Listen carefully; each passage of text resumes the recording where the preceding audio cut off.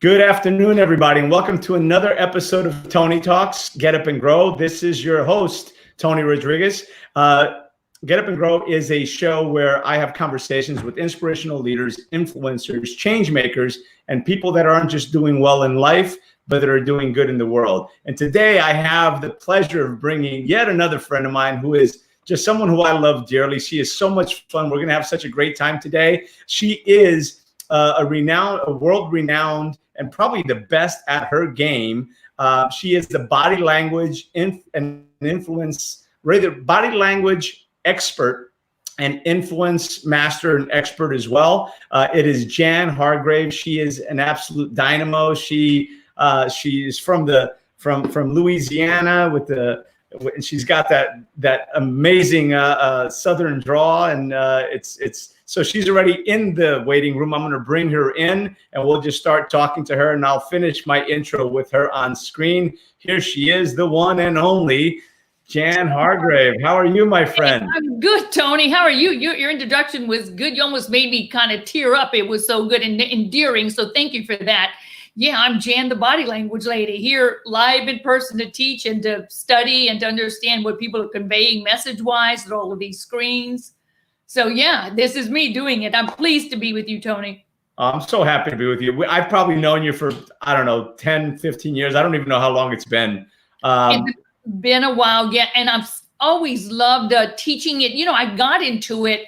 I was in college and I was in a graduate psychology course. Had a really fun professor, kept saying, I know what you're thinking, and I know what you're thinking, and I know what you're thinking. And one day he said it to me. He said, you know, Jan, I know what you are thinking. And I thought, how can that old fool know what I'm thinking? Because it always wasn't too pretty.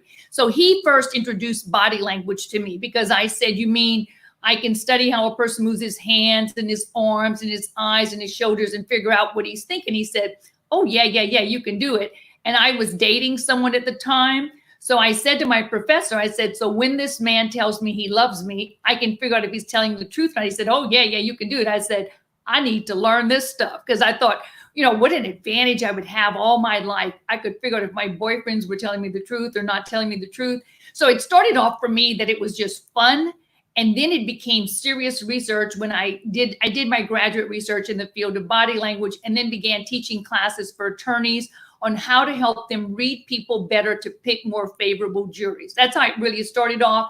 And then industry said, wow, let's bring this body language with us to industry, because everything that we had studied in the courtroom, you know, how to spot a lie or how to spot a truth teller or how to spot if someone was confident, all of that related to the business world. So now, you know, I travel and I train people and teach them the effects of nonverbal communication in every conversation that they have. Yeah, it's so important. And, you know, and you've been teaching this certainly at Leadership Academy with Tony Robbins for, like I said, better part of 10 years. It's been at least 10 years that I've seen you over and over again. And again, it's such a joy to have you there and to learn. And the things that we're going to learn today, by the way, everybody take notes. Listen, I've got my iPad ready to go. Take notes, pay attention, because this is going to be so good. It is always such a pleasure seeing Jan and learning from her and relearning what I'd already forgotten, right? It's so important to do that.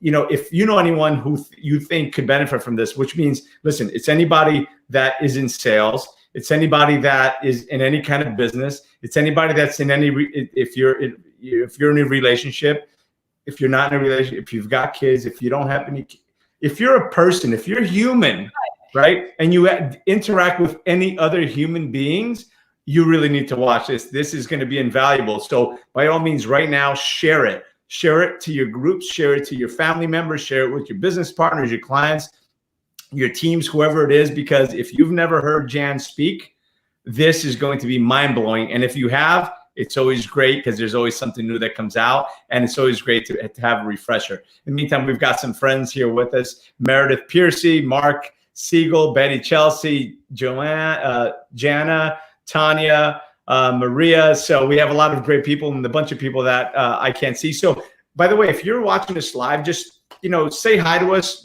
Give us some hearts, show us some love, let us know where you're calling from. And if you have any questions, if you have anything that you like, well, I wonder, you know, what this means. This is the time, and this is the woman to ask. This is an interactive conversation. It's not just a conversation with Jan and myself. but with all of you. So by all means, ask away. It's so much more fun when it's interactive.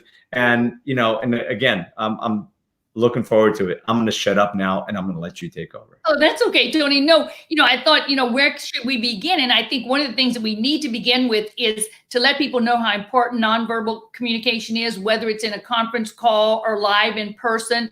We're all communicating and we're sending out messages every time we come in contact with someone, whether it's a virtual contact or, you know, in-person contact. And I just want to start off by giving the percentages so that we have that as a base for everything we'll study today.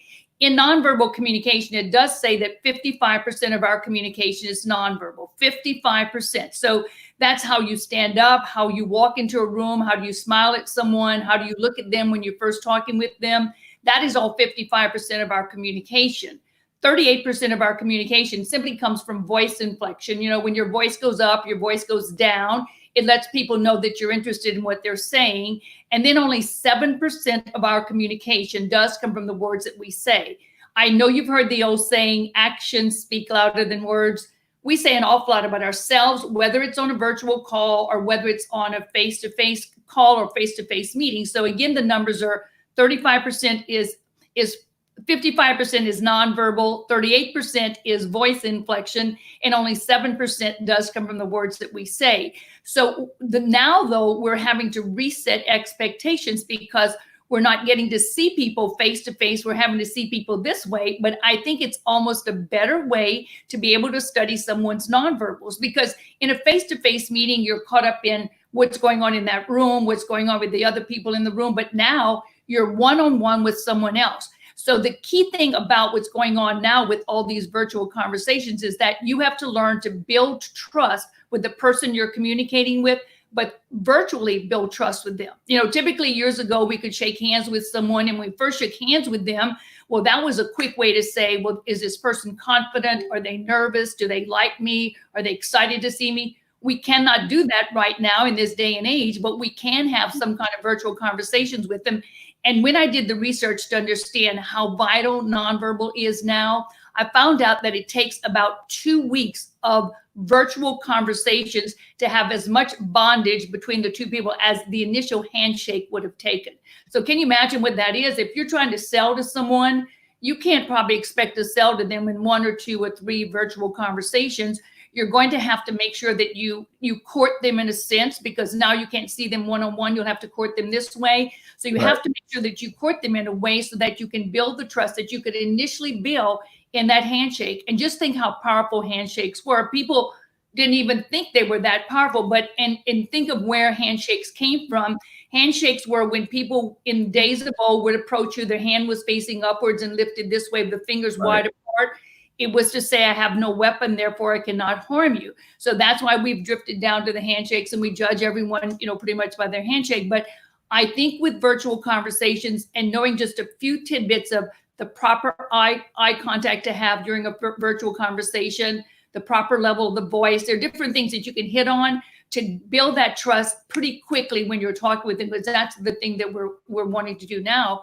Because now, you know, people are a little bit nervous about situations. People are uneasy about situations. So if we can calm them in any way, I think that's the process that we have to go through in this day and age. Oh, without a doubt. You know, communication now is more, it seems to be more important than ever, just because people don't have that proximity. So, you know, it's important sometimes even to recognize, because there's so many people that are in a tough spot and they're alone. And it's good sometimes when you're having a conversation with somebody just to be able to pick up those cues, letting them know that maybe there's something wrong, that a question that you need to kind of tap into. And even in the sound of their voice, when they're speaking with you, they may be speaking with you like they're happy, but if you truly understand voice sounds, and I'll hit that just a little bit later too, maybe you can gather in their voice that maybe they're a little bit of troubled. Because when you talked about the power of touch and you talked about the handshake, I mean, the power of touch is incredible, because we have studies. The Mayo Clinic came out with studies that said the more that a baby is handled and touched as an infant, the quicker he's going to grow up to be healthier. So look, now we can't even touch. So, but we have to touch some kind of way through our eye contact, through our voices with them, through being, you know, really sincere when we're talking with someone and letting them feel that from us. this is going to be, there's going to be a significant change. It's going to be interesting to see what change this is going to have on society, right? I mean, people aren't going to be, it's going to be a very long time before people start shaking hands again comfortably. I mean, it's going to be awkward to just get, because already the people that were already kind of standoffish now have a perfect reason. Perfect. You know, they already have a perfect reason to say, I'm out. No, I don't want to, you know, so it's weird because there's already people that are like that anyway, right? Right. So Tony, what I was thinking when you were saying that, I'm gonna have to start to learn how to analyze the elbow, you know, hit. I mean, and the foot, now they go down. I mean, what do they do? So I can analyze. What are they doing? Yeah, that's actually. I'm gonna start studying it, Tony. Yeah. But you know what? I can ask you this. Are you pulling up your socks right now? I'm not. I was actually just kind of like, but yes, for you, I'm always pulling up my socks. I know what that means. But Tony, I know you do. That's why I said for you, I'm always pulling up the socks. I'm so glad. You know, in this age of social distancing and 6 feet away, let me just ask you this, and I can ask this to the people who are watching and listening. When you greet someone from a distance, do you go with your chin up? You go like this, or do you put your chin down like this? Up. Or you go up? Oh, let me just tell you what it means. People who go up are the people who are very decisive. They're very direct. They're very opinionated. So people who go like, hey, buddy, hey, what's going on? And then people who go down, the research says they're really respectful, they're persistent, and they're compassionate. Because, you know, I was just kind of watching people as I walked on a trail, and, you know, people are wearing masks and you can't see, but they're still saying hello. And so some go, hey, and some go, hey. So it's kind of interesting to watch the two, you know, the differences and see, you know, what does the body language even say about that? And so as we talked about, you know, the aspect of touch and not being able to touch now, but we have to realize that people still need people. I mean, we need socialization. We need it because when you think of Maslow's hierarchy of needs, only the first two, the basic two, are those where you don't need other individuals. These are safety and health and food. The top three in that hierarchy of needs, all of these three require some kind of interaction with the person. So we have to realize it's never going to get to where we don't interact with people. And it's going to eventually, I think, get good that we hug people and then we shake hands with people eventually. But we have to realize to reach, you know, that top one is self-actualization. To really reach those, we need interactions with people. So these are good interactions like we're doing today. And we can get the feeling of someone, how their heart is, how sincere they are. I think by what you and I are doing right now, you know, having a direct conversation with each other and letting people know that we're honest and letting them know that we want their well-being to be successful for them. And I'm truly sure that we can accomplish this, you know, in the field with using the proper body language is what I'm thinking. Yeah, no, I think we can, but I'll tell you, you know, I do miss the human contact because I am the handy, I'm the hugger, I'm that person that likes to have that physical contact. And I know that actually there's a few more friends. And by the way, everybody says they love in your glasses. A few more people came on, Doc, Lindsay, Orlando, Dana, everybody's loving your glasses. Sonia says hello as well. But, you know, I do miss that. And Dana, actually, that's on there, says, I just miss my hugs. I miss hugs, you know, and it's so true, right? Like here she is saying she's a hugger. Hey, Tony, so, you know, my glasses, I will always wear pink glasses just to answer some of their comments about the glasses. I started wearing them years ago. As a kid, I wore glasses. I've always worn glasses. So, you know, we did the browns and the greens and everything. And then maybe 10 years ago, pink is my favorite color. I just said, well, I think I'm going to try some pink glasses. And now I don't go away from them. And the key thing is this, you know, when I speak to a group, I do give away pink glasses. Yeah, I love it. By the hundreds. By the hundreds, I give hundreds of pink glasses away. So anyone who's listening and watching today, if ever I meet you in person, I always have a couple of pairs in my briefcase, and I will definitely give you a pair of pink glasses when I see you. Yeah, it's your signature. I love it. I love it. I don't know anybody else that wears the hot pink glasses. Right? Well, certainly nobody can pull them off like you do. Thank you. I'm glad that I do that. It's a good signature thing for me. And I market myself by using my pink glasses. So it kind of works. It's a good body language thing for me. Yeah, I love it. I love it. By the way, feel free to read me and tell me, you know, if I've got, you know, what my tells are, by the way. Okay, I saw you just lifted up your left eyebrow, so I'm watching and I'm seeing you bringing your left hand down. Are you pulling up those socks again or pulling hair off your legs? I'm pulling up those socks. Do you have pants on? I do. I do. Look, just so everybody knows, I see. Just for you. Thank you. I'm so glad I wore pants too, just for you. So at least we were together in this. You know what, Tony, let's start off with something fun too. Let me show them what we do in the courtroom when someone says, you know, I promise to tell the truth, the whole truth, and nothing but the truth. Remember, you know, when people go into the courtroom, because I still work in the courtroom, I still pick juries, and then people stand there and they put their hand this way and say, I promise to tell the truth, the whole truth, and nothing but the truth. So when I look at the way the hand is lifted, I typically can tell you if they're going to tell us the truth or not. So Tony, you want to put your right hand up so I can see it? So look, your hand is different from mine, but keep it the way it is. And maybe everyone else who's watching us now can put their hand up. The 5 things we look for are this. Some people are this way with my fingers wide apart and my hand, you know, straight up. Some people have their fingers tight together. So I'll tell you what that means. Some people bend their fingers forward just a bit. So I'll mention and tell you what that means. Some people keep 2 fingers together and keep 2 fingers apart. So I'll mention what that means. And then some people take the hand and kind of bring it backwards this way. So I don't know which way people who are watching have theirs, but I'll give you the analogy. When someone has their hand and their fingers are spread out, this typically says that they're terrified and they will tell us the whole truth. So if ever you need to go just this way. But Tony, yours is perfect too. When the fingers are tight together, this is a good one. It's labeled an analytical honesty. This person will tell us the truth, but we will have to pull it out of them. So if you need to go, this is a good one. People who bend their fingers forward, you know, this way when they're testifying, it usually indicates that they're going to try to lie to us. So you may want to do this with your children tonight at home. And then sometimes people with the fingers together and the fingers apart, I mean, this is kind of a multiple way. But when someone does this, it says that they're going to readily give us some answers, and some answers we're going to have to pull and dig it from them. And then when people bend the hand backwards, when they're saying, I promise to tell the truth, it says that they're going to try to bend over backwards to get us to believe them, but will be typically telling us a lie.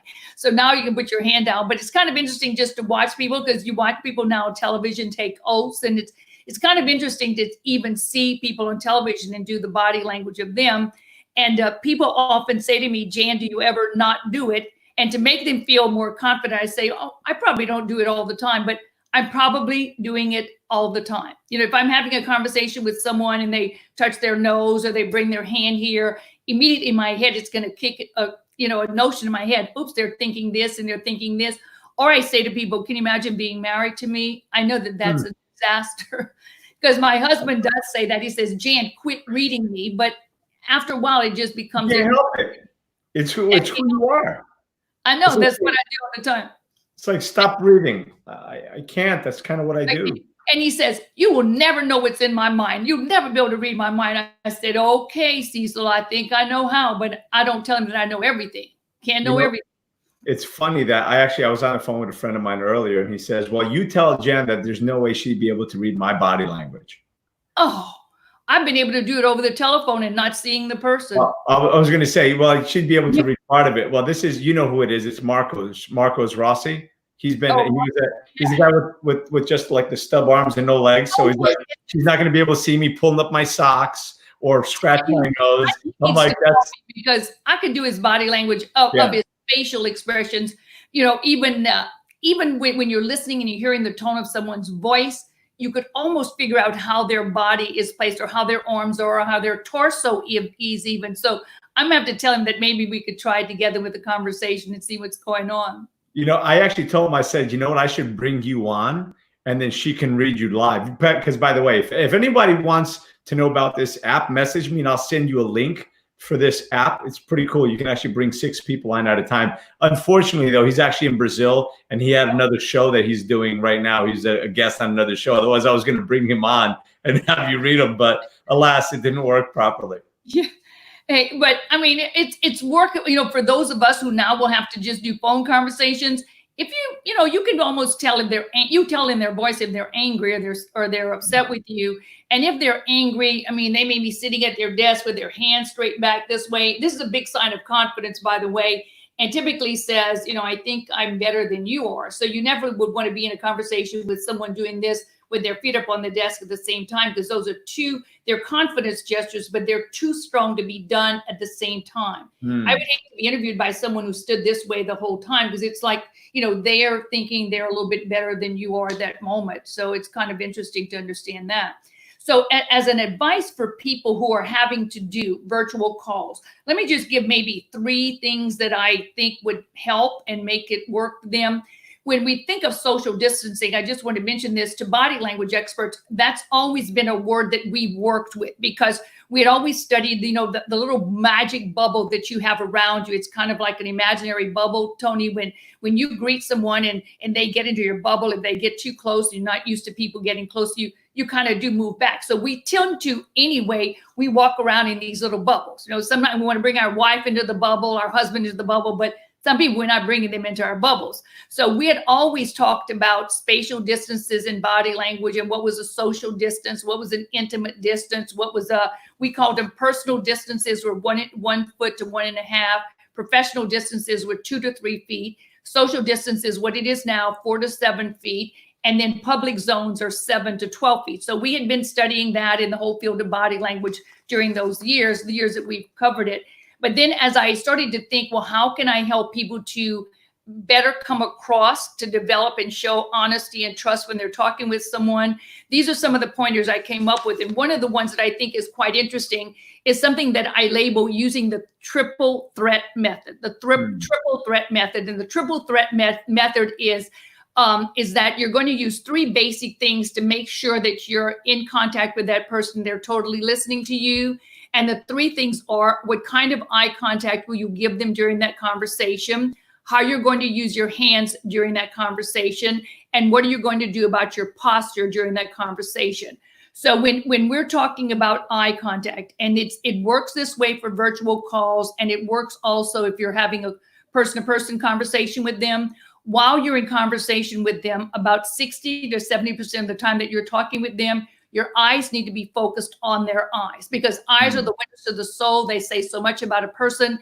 And also what we found in the research was that when you have this intimate eye contact with another, it releases a hormone from the pituitary gland. It's called oxytocin. It's really called the cuddle hormone. It's given to women when they're ready to dilate and have children. I know that sounds crazy, but you can also get this hormone started in you by, you looking at me. So look at me really good, Tony. Look at me. You're looking at me really good now. So you and I are having a conversation. I'm looking at you. You're looking at me. So it's kind of this bonding is going on, because if you cannot establish trust with that person, no matter how good your idea is, it's going to go down the wayside and deep down in the water.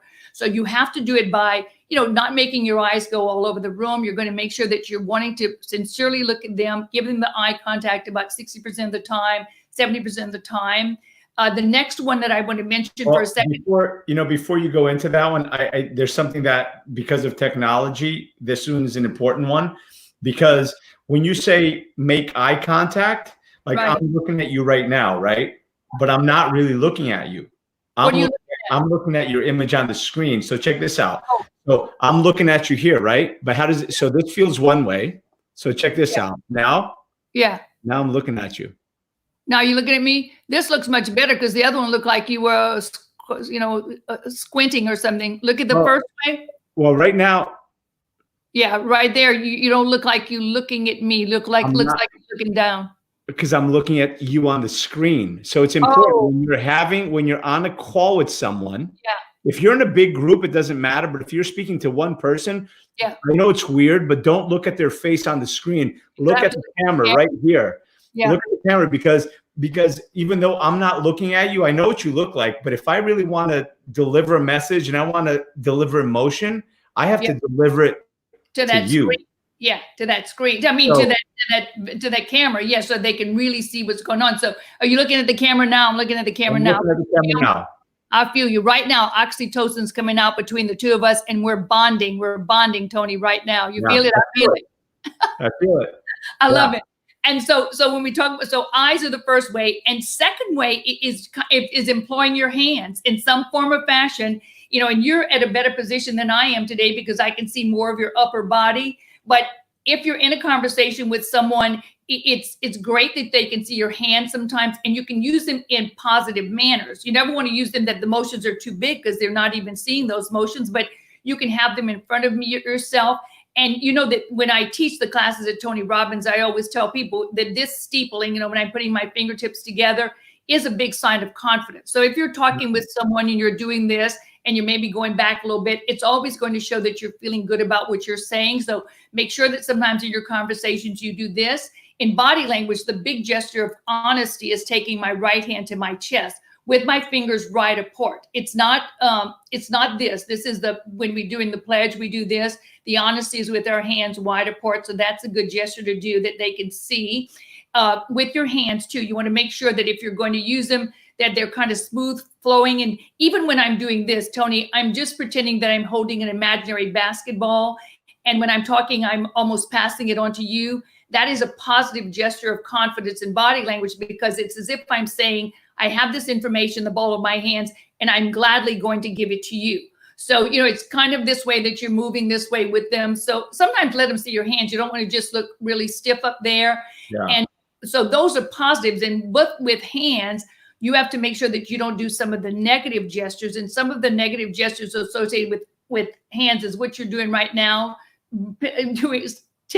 biting your fingernails. But the best ones I probably can teach are not to do the gestures of dishonesty, because if we're trying to build trust with someone, we never want to do any gestures of dishonesty. And what I always teach in body language is that when someone's being dishonest with you, more than likely they're going to be gesturing with their left hand when they're giving you their gestures. So as much as our listeners can remember this, when you're talking, you're trying to sell a product, make sure that you use your right hand. Even though you're right-handed or left-handed, it's only because the right side of the brain where I make up stories, and that's creative, my right side of my brain controls my left hand. So when I lie, the information's coming from this right side of the head, and I'm probably going to do gestures with my left hand. When I gesture with my right hand, that's coming from the left, creative, knowledge, scientific side of my head. So when you're telling something that's true and that's honest, you want to gesture with your right hand. When you see too many gestures with the left hand and the touching of the face, it's typically that the person is uncomfortable with what they're saying and they're trying to distract you with the word. So the three big gestures of dishonesty are taking the left hand, and as they're telling you something, that they slightly rub up and down the left side of the nose. So they usually go up twice and then maybe bring the finger out and go this way. Huge, huge gesture of dishonesty. When someone's doing this, it's as if they're trying to cover up their mouth to conceal the information that they want to tell you. So I would beware of anyone having a conversation with me and would take the left hand and start doing this when they're talking with me. It's a way to conceal the information. It goes back to the Pinocchio effect even. So as much as you can, don't take that left hand and touch your nose. Another one is taking the left hand and touching your eye. Either it's sometimes people will rub right below here. Sometimes they're going to touch the corner of the eye this way. When someone rubs the left corner of the eye when they're talking with you, it's if they're saying, do not see very clearly what I'm saying because I am not being fully truthful with you. And the third one would be that someone's talking with you and they would do this. They would take their left hand and they would tend to rub on the ear this way. When someone's doing this with the left hand, it usually gives it an indicator that they're saying to themselves, do not hear very clearly what I'm saying because I'm not being fully truthful with you. So I want people to be aware that, you have to speak with your hands. And the great thing about speaking with your hands and letting me see your hands are the things that tell me about your wonderful, delightful, sweet personality. So when I see a little bit of hand motion, it kind of lets me know the person's relaxed and it gives me you. So you never want to be too tied up or straight up. You want to let them see I'm relaxed right now. Let them see a little bit of your hands. You want to make them crazy, make them wild. So I would definitely use eye contact in a proper way. I would make sure that I use my hands in a proper way. And the third one that I usually talk about is the posture. And when I talk about posture, all I try to tell you when you're on a call with someone is that to sit up straight and to keep yourself sitting up straight. How sometimes you're doing exercises, Tony, and take your shoulders and put them, in the front, bring your shoulders to the front in that socket, just your shoulders, not your, and then bring your shoulders to the back. And then you see it's kind of like it gets in a socket. You see your shoulders getting in a socket in the back and a socket in the front, a socket in the back. Well, put them in that socket in the back. And if you can learn to you see what I mean? That's about the only way to kind of keep yourself with the socket in the back. And they do that in yoga. They'll make you put your hands up. It's easier to do if your shoulders are in that socket in the back. I know it's going to be pretty hard to remember. You'll be like, am I in the front sockets? I'm in the back sockets. You're in the back sockets now, Tony, and you're looking real good. Awesome. So good. So listen, I'm just going to hit a couple of the comments here. First comment from Dana. She asked, what does it mean when somebody blinks a ton when they look at you, like they can't open their eyes fast? Excessive eye blinking is a gesture of dishonesty. It's a micro expression of dishonesty. So people who blink and blink and blink, it's like they're afraid and they're trying to close their eyes to reality. That's a great one. Excessive blinking of the eyes that stay closed too long when someone's talking with you. You know, they're talking and their eyes are closed. They're just saying yes, yes, yes. When eyes are closed for too long, it usually indicates that they're blocking information about themselves from you. So watch for that. And eyes that never meet yours, we seldom trust in the courtroom. Eyes that excessively blink, we don't trust. And eyes that remain closed for longer than necessary while the person's talking. Yeah, it's almost like they're hiding, right? What's that? Almost like they're hiding behind their eyes. Yeah, hiding. It's like, yeah, all of those are having to do, you know, it's interesting to even talk about these things, but it's wise that we know that those things are pertinent even when we're having these virtual conversations with individuals. And to really gather, though, if someone's lying or telling the truth, we can get into a whole series of that, Tony. Maybe we can do something else, even about, you know, sentence formation. Because we study in the courtroom, we study how a person forms a sentence. And sometimes when we're looking at the way the sentence is formed and even the first word of that sentence that we hear, there are 15 first words that when we hear these words, we know that the next part of that sentence will be a lie. So wow. not only do we rely on the body language, we're relying also on sentence structure and how the person, are they using past tense and present tense at the same time? Go ahead and give us a couple of those words. Oh, the first one is they'll say, well, can you tell me there was a red car at the scene of the crime? And they'll say, I can't tell you that there was a red car. So in other words, they know it, but they can't tell you then. Or even when you ask someone a question and then they'll say back to you, oh, that's a good question. Usually they're doing that as a time stall because they're trying to think of the story they want to tell you. And another one that's so good, you know, if we're in a room with a defendant and we'll say, well, did you have a gun or something like that? And he's like saying, who me? Wait, we'll ask him something and he'll say, who, me? Well, and it's only you and him in a room, and still they're saying, you know, so there's these 15, and I can maybe send them to you. You can post them. So yeah, that'd be great. That'd be great. That's a great list to have. I know. Okay, I'm gonna give you that. It's in my book. It's in my Judge the Jury book. For those of you who have Judge the Jury book. You know, shame on me because I do have all 3 of your books and I haven't read them in a while. So it's going to be great to go back for a refresher for sure. Yeah. Before we go on to the next thing, I want to make sure that there's one that's so good that I've learned from you as well. And I just want to make sure that we say this only because we're right here, right? We're in the face. Yeah. And one that you told that you teach us as well. And this is one that I used to see from an ex-business partner all the time. And I should have known because I had already learned it from you. But sometimes you have that scotoma that you're choosing not to see. When somebody talks to you and they're like covering their mouth. Sure. They're covering their mouth or they're touching their nose or they're covering their mouth. It's like, okay, tell us about that one. Because so many people do that. And now since I've relearned that, I'm like, You see, anytime they cover the mouth in any form or fashion, it seems as though they're trying to conceal and cover information. Because if I'm doing this while I'm talking with you, for a few seconds, you're distracted by maybe my fingernails, maybe my ring, maybe by watching my watches. So whenever someone's doing this, it's as if they're trying to push the information back. You know where that comes from? When you were a kid and you said something you should not have said, you tried to stuff it back in. So even as an adult, look, we're trying to kind of stuff it back in and we're doing something of this and then rubbing of the nose. And the reason that people rub the nose when they're lying, it's because every time you lie, it's a physiological effect. You get a tingling sensation in your nose. And all the time. I used to see this all the time. And I should have known because I had already learned it from you, but live and learn. You know what? Relearn. In reality, those are called displacement gestures. Displacement gestures are any gestures that are done that are not necessary gestures, like someone maybe pretending to pull a piece of lint off of a jacket, or someone maybe brushing his sleeve this way when he's talking with you. These are called displacement gestures. And when you see, these are just gestures that people do so to kind of get you off guard and not let you really listen to what they're saying. They're just doing this gesture that maybe you would look there. So those are called you see that? Yeah. Displacement gestures is what really they were called. But you were good about this one. Yeah. Never cover your face. Oh my God. And all the time, every time I'd have a conversation with him. And And it's like I wasn't seeing them, but I was, but I'd forgotten the training. By the way, I just want to touch base. Jana is saying, hey, Jana, the camera, it would look like the left. So I just want everybody to know, by the way, this is a great time to show us your book again, and I'll explain what's happening here.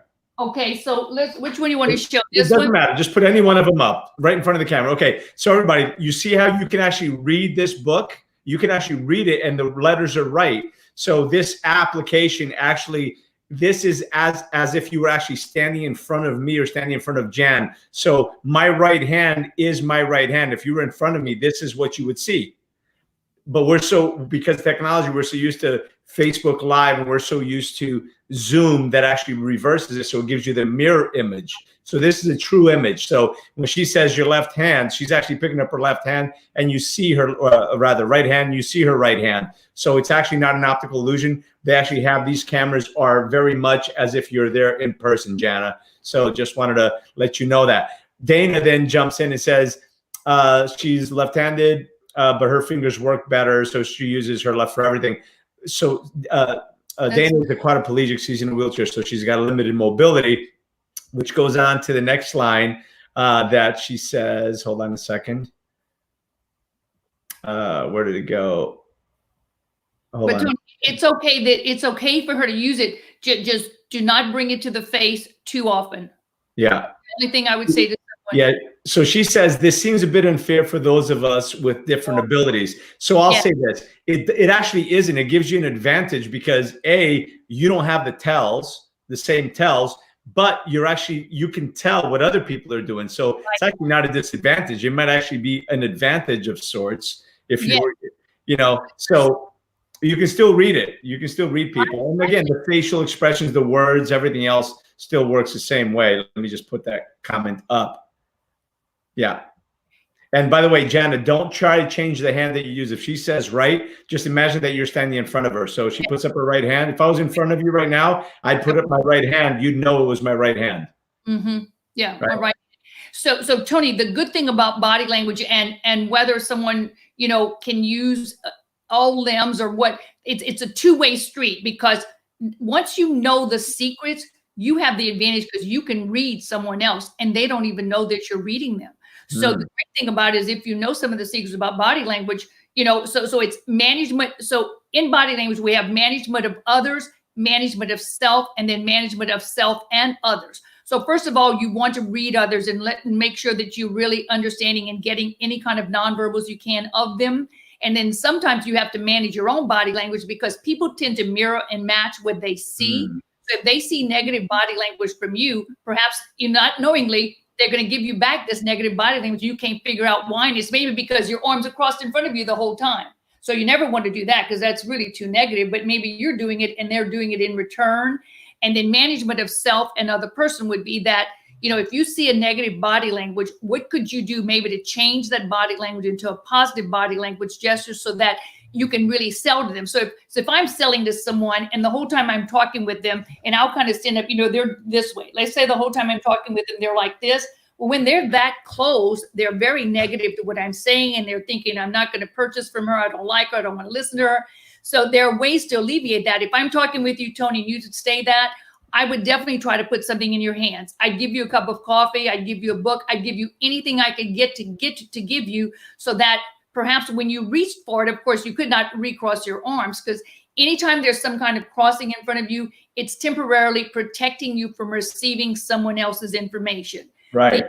The only acceptable crossing that you could do with someone during a conversation is what you're doing there. When I have one of my fingers showing, this is called a rest. Just even one's okay, two's okay, but I think most people just do one.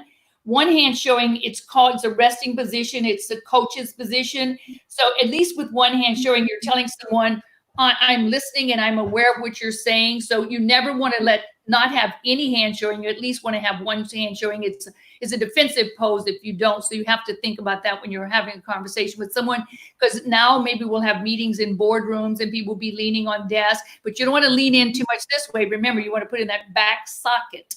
Yeah, absolutely. So listen, there's a bunch of people saying hello. Just want to say hello to a few other people that came in. Cheryl Clark came in, Jana, Cody Hicks, Orlando, Pat, Lindsay Luciani, Mary Lynn, Diana, I think Patty, somebody just said hi to Patty Aubrey, so she's on here as well. So great to have all of you. Let me just jump in here and say again, Pat is saying that Jim and I are loving this.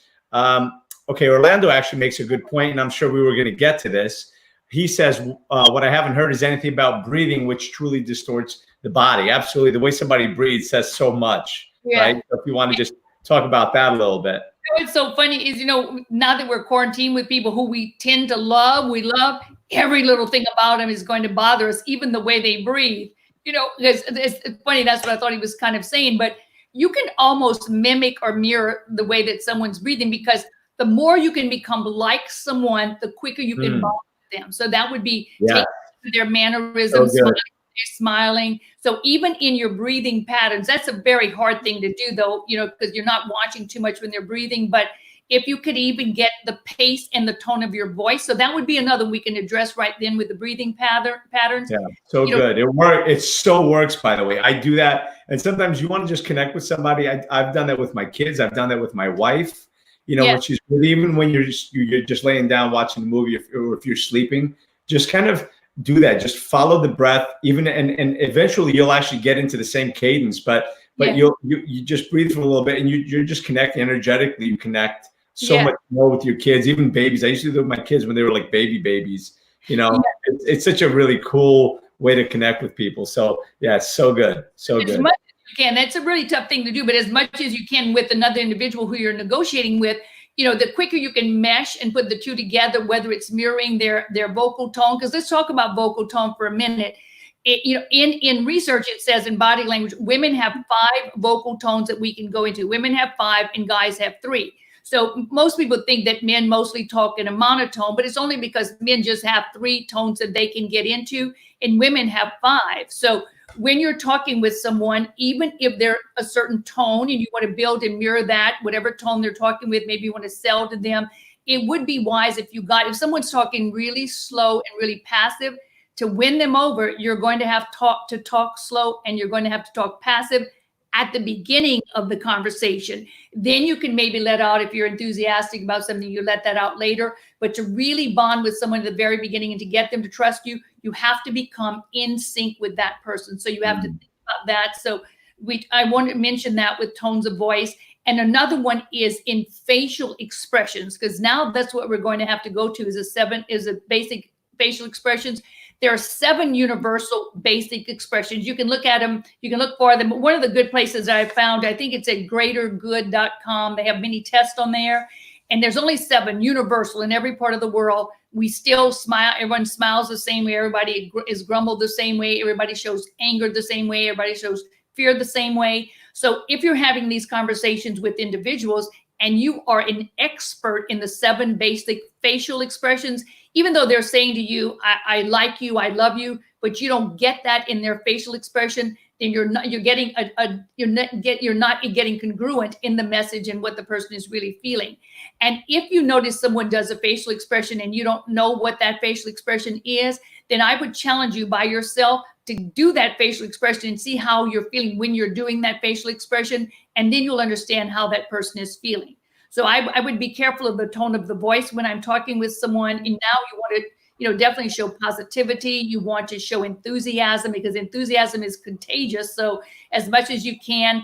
And another thing that I advise people with, when you're trying to sell or negotiate it with someone, you have to make sure that you get a lot of me toos. Let me explain what that is in about the first 7 minutes of conversation with them. And by what I'm saying is me too. Maybe you'd say, Jan, I really like bananas. And I'd say, oh, me too. Me too. Oh, you do? Oh, me too. So the more times you can get someone to say me too in the first 7 minutes of the conversation, or just say, oh yeah, me too, or I agree. Because when you're going to hear people say, not me, you're saying something about something you like, and I'm like, oh, not me. The more times you get those me toos, it's as if someone, did a like on your Facebook, or someone gave you a love symbol on the Facebook. That's how cherishing and nourishing it is to your conversation. So as many of those, me toos you can get in the conversation, the better it's going to be for all of you too. Yeah, so you're preconditioning. Yeah, you precondition him to a yes, right? So you want to have him in that positive state. Absolutely, I could not agree with you more.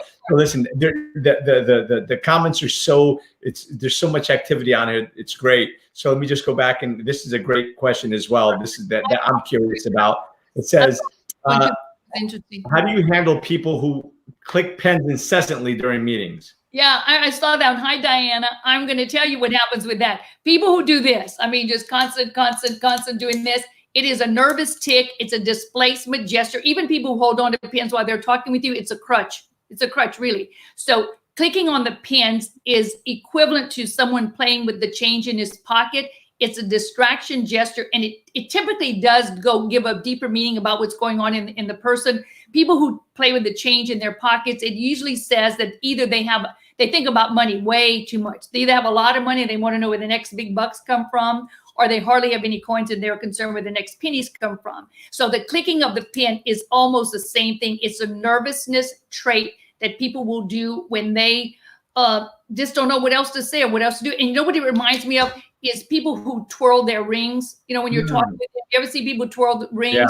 Usually people will touch something that is sentimental to them when they need to feel love at that moment. So let's say you're talking with someone and you're nervous. You might just for a second, you go and you touch your ring and then you talk about something else. But people who touch sentimental objects when they're talking with you, it's because at that moment they're feeling uncomfortable or nervous and they need to just grab onto something. Fascinating. But you never should do this, Tony. Talk and then take your ring off. See how my ring is off here? See my ring is off and then I put it back on. People who take the ring off, especially if it's a wedding ring, usually means they're concerned about the relationship and they're not too certain the relationship will last. So make sure you take the ring off, Tony. So yeah, I only take it off to wash my hands. Sometimes I don't put it on for a couple days, but that's not for one thing or another. So one thing that I just want to give a little tip in here. So I'll drop a nugget of my own. So if you see somebody touching something, a piece of jewelry that's sentimental, and it feels like they need a little love, that's your moment to give them a little love. That's your moment to maybe say something kind. That's a moment to say something that you know is going to be agreeable to them, or that's your moment to like look at them and like open your heart and say, okay, just think to yourself, I'm going to send them some love because they need it. They'll feel that energy. So it's good. Anyways, it's good that you're saying that, Tony, just to make the listeners and the watchers aware of the body language that they're getting while they're talking with someone else. And while you're saying that, it made me think of this, even the head nods. You know, when you're talking and I'm talking, people who typically go, which is a sign of encouragement. When someone's talking with you, just kind of nodding maybe once or twice, it's encouragement saying, continue speaking. I'm anxious to listen to what you're saying. So 2 nods is fine. It's like, But if you see someone do 3 head nods like this, it means they want you to shut up. Right. So, or if they're like the bobblehead, right? They're starting like, they don't even know, Yeah. Other countries will do this for their yes or this for their no. But normally in a conversation, it's okay to do 2. But if you see 3, it means that they're wanting to contribute to the conversation. Yeah. Right. I see you rubbing your chin this way too. Yeah. Well, no, that's I'm exaggerating, but that's basically what they're doing, right? See, yeah. Like in this gesture too, this is a great gesture that people who are watching can understand. That's actually great. That's a question that Cheryl just asked. What happens if somebody kind of crosses in a 90-degree angle like this and like, You know what? This is a great gesture here. This is a gesture of evaluation. If someone's doing this, it's as if they're thinking, wow, how much of this stuff is true. So men typically evaluate this way, and ladies will evaluate by putting a finger up and slightly tilting a head. This is called critically evaluating. This is boredom. This is critically evaluating. And so men will do this really when they're evaluating. And I notice that you have a beard. I bet sometimes you do this with your beard. Do you ever do this with your beard when you're talking? I do, but I shaved yesterday. I'm Portuguese, so I grow hair like it's going out of style. Well, okay, not yesterday. It's good when people have a beard and they do this. Let's say a guy has a beard and he does this. It's like it's soothing to him. But when a man doesn't have a beard and he does this motion, it's as if he's thinking to himself, whatever you're saying is so long and boring, I almost have time to grow a beard. Or I wish I had a beard to rub. Yeah, maybe. So it's okay if a guy has a beard, but don't get it. This is a different gesture from this. Rubbing of the chin like this is a different gesture from rubbing of the chin like this. I know it's so crazy that you look at all these little motions that people do, and with their body language. But I think it's an awesome science. And I challenge people, you got to study it, you got to learn it. But the more that you can listen to a seminar, the more you can watch me, the more you can read some books. You can watch television with no sound. And if you understood body language, you could tell what the whole show is about. Oh, yeah. I dig it. So Orlando says, how about the person that always feels the need to constantly touch their nose? Kind of touched on that a little bit in the conversation, but if you can elaborate on that. If you notice that you keep doing it too much, and what's going to happen with someone who does this too much, now we've created, if they listen to us well today, we've created an awareness within them. And so that the next time they're going to do it, maybe they'll say, oh, I remember Jan told me I shouldn't do that. So, you should not. So as much as you can during conversations, or if you see that you're always doing it, you might want to say to someone who you're having the conversation with, my nose is really, I have or something like this, you can or you just pull one of these.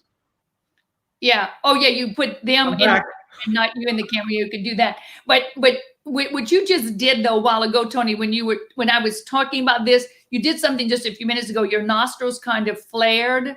I don't know if you were aware that you had done that, but sometimes when people are being dishonest, they're going to do it. It's only because I'm trying to do it. I can't do it. Can you flare your nostrils? Yeah, I can't do it. Usually when someone does that and they're talking with you, it's a sign that they're saying to themselves, I'm disgusted to tell you this information, but I have to tell it to you anyway. You understand what I'm saying? Wow. It's like they know they're lying, or upset about something, but they don't want you to know that they're upset about it. It's I don't know how to do it, but I don't know. It's like this. That's awesome. This is so good. That's stuff that I hadn't heard from you before. So that's great. Let's see. We're one-on-one, Tony. Yeah, this is beautiful. I love it. So Meredith asks, what does it mean when someone touches their chest and neck a lot? Like, oh yeah, I have noticed this on women more often, just even holding the hand in the neck or chest. It's a little. And what about hair playing? Well, hair playing, I already know what that. Well, go ahead, but you go.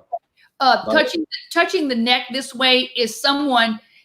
Really, you almost giving an impression. I want to choke myself right now. I disagree with your conversation so much. You see, that's kind of what it says. And we've seen some people who are accused of crimes do that and a lot of times they're doing it. It's those who maybe have done a crime to someone where they hurt them in the neck. They might say, well, I wasn't even there. And they're doing this gesture here when we find out the crime was that the person was strangled to death. So that should avoid someone from ever doing this gesture again when they're in a meeting, right? It really is. It's like, How about the hand on the chest? Like just grab it. I'm assuming like this and not like this, Meredith. Wait, hold on. I'm assuming not like this, but more like that. Right here. This is a sign of honesty. The fingers spread out. It's like genuine. The most genuine gesture you can do is going to be this gesture here. It's going to be when your hands are spread out and they're at your chest level here. They're going to be, this is the best ones here.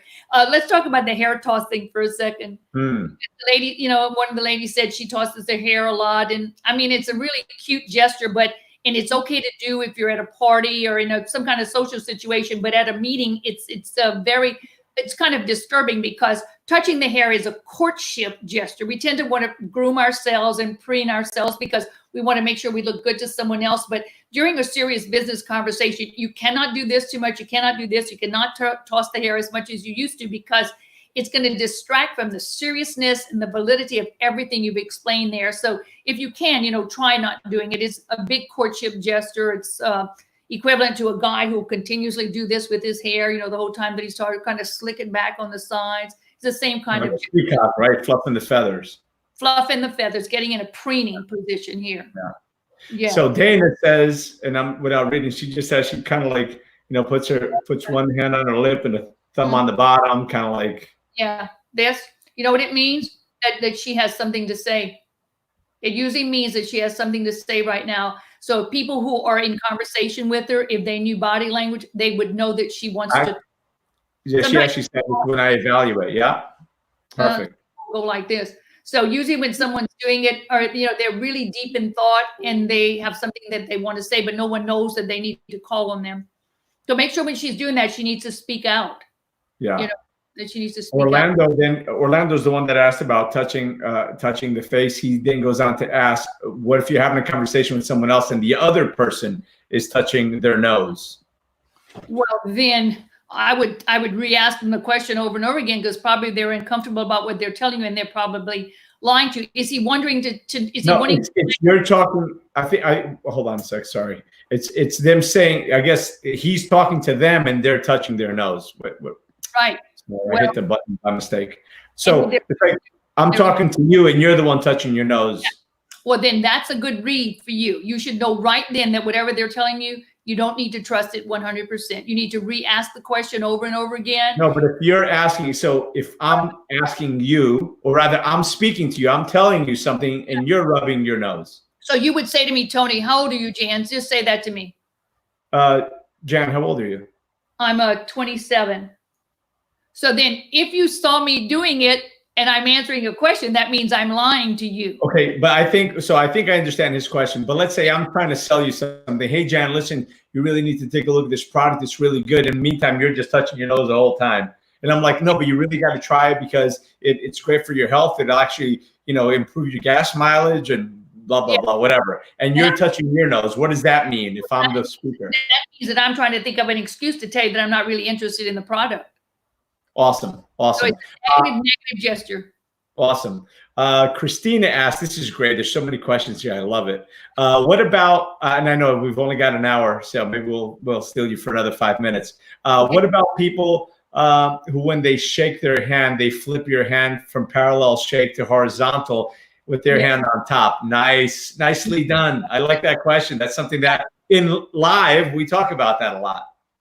So when people come to you to shake your hand, let me make sure my hand is right. So if you're giving someone your hand this way, people come to you, they place their hand this way when they're flat down. Some people come to you vertically to shake your hand, and some people come to you with their hand straight up. The best way is the vertical handshake, where each party has the equal opportunity to speak with each other. When someone comes to you and their hand is facing downward, this is a control position. When their hand is facing downward over yours, it's as though they're thinking to themselves, I'm going to dominate this conversation. I'm going to ask all the questions that I need to ask. When people come to you and their hand is upward, this is always more submissiveness. When someone's this way, they're saying to themselves, whatever you decide, I'm perfectly okay with that. So when someone does maybe grab my hand and their hand is this way, I know, though, because I study body language so much, I will definitely try to make sure that I get the handshake this way so that they know that I want to feel equal to them. And you have to make sure it's web to web, and web to web is right here that you're touching here. So it has to be web to web, and it has to be vertical. And the wonderful thing for people to understand is that every time you have a meeting with someone, later on in life, because we will have this handshaking, you get 2 opportunities for handshakes. You usually get an entrance handshake, you get an exit handshake. So the very first one was not to your liking. Maybe during the meeting, you can think to yourself, by golly, by the time I shake hands with them at the end, I'm going to make sure that I give them a very good handshake. And also when you're in conversations with others, and more so the handshake, but from now on, even conversations, you have to make sure, and this is kind of crazy, but you have to make sure that your shoulders are squared to theirs and that my belly is looking right at your belly. I mean, that sounds crazy, but I'm in a conversation with you and I want to give you the full respect that you need. I'm going to make sure that I am full frontal in front of you, because if I'm talking with you and I'm looking this way and I'm just turning my shoulders to talk with you, that's like, I want you to hurry up and finish talking with me because I have somewhere else to go. We always point our bodies where our minds want to go. So if someone's talking with you and they're pointed here, it means they want to go here. They don't want to go here and talk with you in any form or fashion. Love it. Orlando has another question. He says, constant knee shaking while in the sitting position. I'll say either they're nervous or they got to pee. But now you go ahead and give your answer. It's nervousness and anxiousness.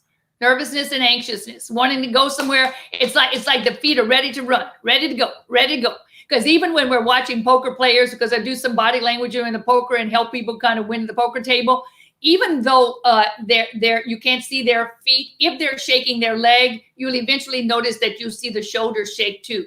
So shaking the leg is an anxiousness. So even if you're just watching me right here, can you see me right now? I'm shaking my leg. My shoulders are showing that I'm shaking too. Yeah. So you can usually tell that someone's anxious, they're nervous, something's going on in their life. Either they have a good hand or they want Fascinating.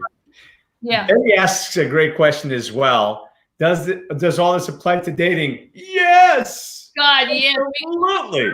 And let's do a show one time on dating, on love body language. Listen, I would love and be honored to have you back. We'll set a date right now.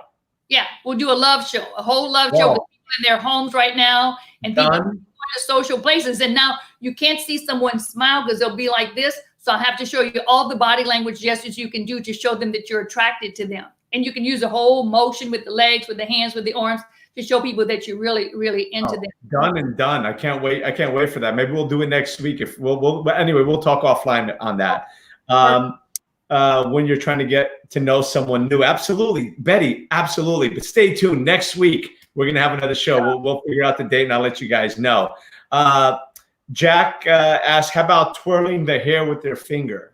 Yeah, that's like the girls say. No, it's like if you do it by yourself in a room, it's because it soothes you. You know, if you're in a room by yourself and you're just doing it, but you don't want to ever do it in a meeting because it's the same as it's like you're flirting with someone. It's called courtship gesture. Anytime you touch the hair, so as much as you can, try not touching your hair when you're in a conversation with someone. Even if you think that he's attractive, don't do it. Meredith asks, what about how people walk? Are there messages there too? Meredith, I'll even answer that one. There's messages in everything. Yeah. In everything. Everything. Hurried walkers are more distracted than people who walk very peacefully. People who walk slower and peacefully are more at ease even with themselves. So your walk gives a lot of indications of your attitude. So if I'm watching people in an airport, I can usually tell those who are truly ruffled. You know, they're walking faster, they're stomping harder. But the thing too is that when we're in meetings with people, even if we have to do social distancing now, we're going to watch the way they cross their legs. So that's something we can get into later too. Do they cross towards me? Do they cross away from me? And I think what's wonderful about this 6 feet away from someone, now you can better see their body language. Their whole body, right? Yes. Yeah. Like I said, it's fascinating times we're in. By the way, John Riley said that he would have guessed you were 24, not 26. Thank you. Look, thank you, John. I love you, John. I love you, John. I love it. Let's see. Nicole asks, what's the best way to connect upon meeting or closing if we cannot shake hands for some time due to this virus? Yeah, you're going to have to smile with your eyes. You're going to have to use your voice and make sure that you use all the tones that you can to show them excitement and that you're happy to see them, but you'll have to do it more so with your eyes. And even if I cover my face this way, you'll be able to tell when a smile is genuine and a smile is not genuine, because a genuine smile involves the whole face and the eyes crinkle. So even if I have a mask here, you know, this is smiling and this is smiling. So you're going to see a true smile because the eyes are going to crinkle this way. So even if someone has a mask on, you can tell. I like my crow's feet. That just means I smile a lot. You must have been smiling a lot in your life, Tony. That's it. I'm okay with them. I'm like, I'm good. Dana has a great tip for everybody. Love you for this, Dana. Tip for everyone. Don't shy away from shaking the hands of people with disabled hands or no hands. Shake anyway, because those are the people that probably don't get as many handshakes. So a handshake is more important to them. Absolutely. Thank you for that. Yes, Orlando, this is awesome because she is awesome. I told you guys this was going to be awesome. I told you that. Orlando, he's a friend of mine, local here in New Jersey. And by the way, share this video. Even if you haven't shared it yet, share it after the fact, because this is chock full of so much goodness. It's not even funny. Let's see. Betty says, yes, please, for the relationship and the loved one. So yes, is fast walking by a woman show that she is more masculine? If fast walk by a woman, does it show if she's more masculine? She's more in her masculine, rather. I'm sorry. Not necessarily, because you could see a man walking slow and calm and you know he's fully masculine. So a lady can convey that too by taking deliberate steps and making sure that her posture is right at the same time. When you said that, it made, one way that a woman, while standing though, can get into a kind of a masculine stance and show that she has substance is to stand with her feet shoulder width apart and with her body, with her weight evenly distributed on both feet. Because when your weight is evenly distributed on both feet and you're not going from side to side or hip to hip, you look more stable, you look more calm, Because whenever you're having to do a speech, let's say a 1-hour speech, and you need to really, establish a substance for yourself at the beginning, you got to stay where your weight is evenly distributed between the 2 feet, because it even says in research that you think clearer when your weight is evenly distributed between your 2 feet. So if ever you're doing a speech and you lose track of where you are, just stop for a minute, make sure that your weight is evenly distributed, and it's going to get you back to the track that you need to be on. Awesome. Awesome. So just a couple of other real quick ones. Why do women and men have crow's feet? That's because you got to laugh, because when you're laughing and smiling, you get crow's feet. So I'm happy with those. Let's see, Betty's sharing. Oh my God, the obsession with masculine and feminine. Okay, that was just that. Listen, that's not a question. That was Betty was just asking that question. Let's see. And one last one, I'll just comment. Meredith says that Botox is interfering with facial body language reads. Absolutely, it is, right? I'm smiling, really. I am. I'm really smiling. As I was talking about the facial expressions, we have to realize that eyebrows play a big part. I know my eyebrows look so gigantic today. I'm looking at them now. I'm like, oh my God, what did I do? But eyebrows play a big part in our facial expressions. When we're, raised eyebrows is a sign of acknowledgement, like, oh, I'm glad to see you. One eyebrow up is that you're kind of skeptical about what they're saying. So yes, definitely we have to use our eyebrows. And yeah, if we've had Botox shots, maybe we can't even move our eyebrows. So we have to make sure we don't have too many in there so we can have some expression in the face from the eyebrows. That's it. And then one last one, Dana, and I forget where it is. Dana, like I said, she's a quadriplegic. She says, I can better see how many people try not to look at me. And I don't know, when somebody doesn't look at someone in a wheelchair, I think it's just the uncomfortableness that they have. So I don't know, if you can answer that. I would, if I was she, I would make sure that I talk to everyone who I saw, to make sure if she sees someone that way and she's in near proximity to them, I would start up the conversation myself. So I want her to do that, Awesome. So make sure that Jen, out of respect for you, because I feel so bad, it's 1 hour and 6 minutes, but we can go on for 2-3 hours. This is awesome. So I am so excited that we're going to have another show for sure. And I'll let everybody know when that is. We'll pick a day next week. And I'm going to just send them to my website. My website is Jan Hargrave. Yeah, thanks. Absolutely. I was about to ask you, where can people find you? And I'll type it in. So it's janhargrave.com. And there, my books are on there. I wrote 5 books on body language, and I wrote an online course last year. So my online course is simply janhargrave.com/course. And it's a 13-module course that goes through every aspect of nonverbal communication to better negotiate with people. I'll probably have to write a new chapter in there about how to negotiate with people during social distancing. And here's some of the books. This one is strictly business body language. This is sales and negotiation. It's a great book. This is Let Me See Your Body Talk. So it's body language. That's an even greater book. During job interviews. This one is Judge the Jury. It's how to spot a liar in the courtroom. That's a really good one too. This one is Freeway of Love, the lover's body language. So these are signs that men and women do that say, oh, baby, get here. We'll do this next time, Tony. I haven't got that one yet. I need to get that one. This one? Oh, I don't have that one. It's a way to keep a relationship fresh. Awesome. Find a new one. Oh boy. All right. So what else? Okay. So we got your website. Where can we find you on social media? Do you want people to follow you on social media, Instagram or Facebook or anything? Hargrave on Facebook, and my business Facebook page is Jan L. Hargrave, and also Instagram, everything, LinkedIn, everything is just Jan Hargrave.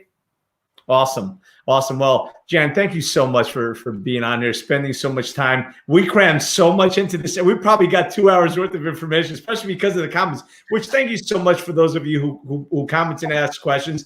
It makes this go so much better and so much easier. And listen, there were answers to questions here that I didn't know and I loved. So thank you everyone for watching. Thank you everyone for sharing. Please go to my YouTube channel and subscribe. I'd really appreciate that. And you can share that YouTube link as well via email, via text message. So for those people who don't use Facebook a lot or that are overwhelmed with Facebook, you can always just copy the link and send it via text or email. So thank you again, everyone, for watching. Jan, I love you. Thank you. Just hang on here for a minute. Thank you. Love you. And remember, my friends, that life is not about how many times you fall. It's about getting up after every fall. You fall down 7 times, you get up 8, and it's in falling that we learn. It's in growing that we grow. If it's in getting up that we grow. And every time you fall, you have the opportunity to get up and grow. I appreciate you, my friends. I will see you guys tomorrow with another fabulous guest. And again, look forward to having Jan back on next week for that love talk. Appreciate all of you. Thank you so much for watching. Thank you for sharing and tagging your friends. And look forward to next week. Appreciate all of you. Thank you. Ciao for now. Ciao.